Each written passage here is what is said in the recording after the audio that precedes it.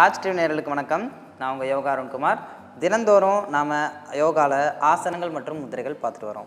அந்த வகையில் இன்றைக்கி ராஜ உறுப்புகளில் 5வது உறுப்பான சிறுநீரகம், இதை வலிமைப்படுத்துறதுக்கு நாம் செய்ய வேண்டிய ஆசனம் மற்றும் முதிரை, இதை பற்றி தான் நாம் கற்றுக்க போகிறோம். நேற்று நாம் கல்லீரல் பற்றி கற்றுக்கிட்டோம்.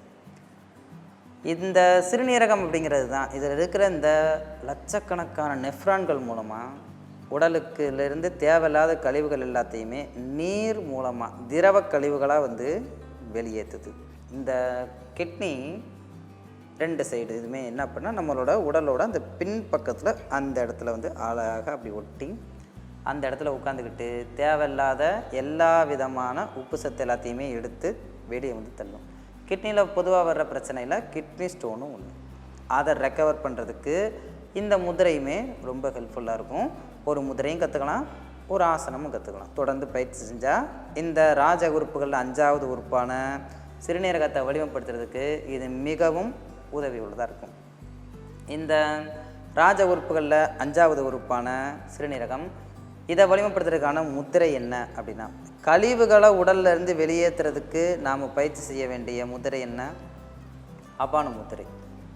இந்த அபான முத்திரையை எப்படி பயிற்சி செய்யணும் அப்படின்னா, நம்மளோட கையில் இந்த கட்டை விரலோட நுனியை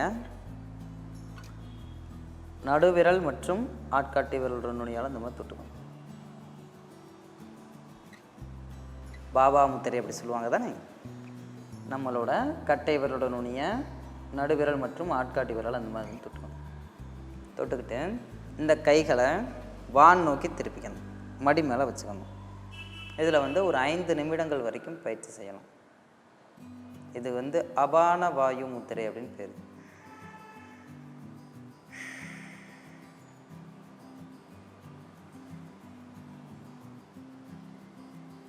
இதுக்கு அபான முதிரை அப்படின்னு பேர்.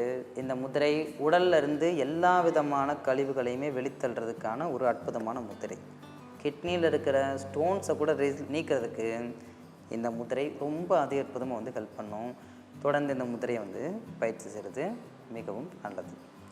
அடுத்ததாக நம்மளோட சிறுநீரகத்தை வலிமைப்படுத்துறதுக்கான ஒரு எளிமையான ஆசனம்.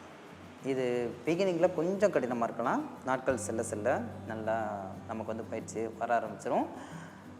இதுக்கு நவாசனா அப்படின்னு சொல்லுவாங்க, போட் போஸ் அப்படின்னு இங்கிலீஷில் சொல்லுவாங்க. இதை எப்படி பயிற்சி செய்யணும் அப்படின்னா, முதல்ல படுத்த நிலையில் இருந்துக்கிட்டு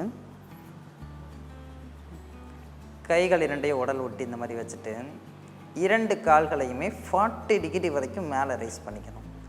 அப்பர் பாடியை நல்லா மேலே தூக்கணும். அதுக்கப்புறம் கைகள் 2 இந்த மாதிரி சைட் டு சைடில் நீட்டிட்டு இதில் ஒரு 10 வினாடிகள் ஸ்டே பண்ணால் போதும். உங்கள் உடல் ரொம்ப நேராக இருக்கணும். இதில் ரொம்ப நேரம் ஒரு 10 செகண்ட்ஸ் மட்டும் நிற்கிறதுக்கு ஸ்டே பண்ணுங்கள். அப்புறம் மெதுவாக மறுபடியும் படுத்துக்கோங்க.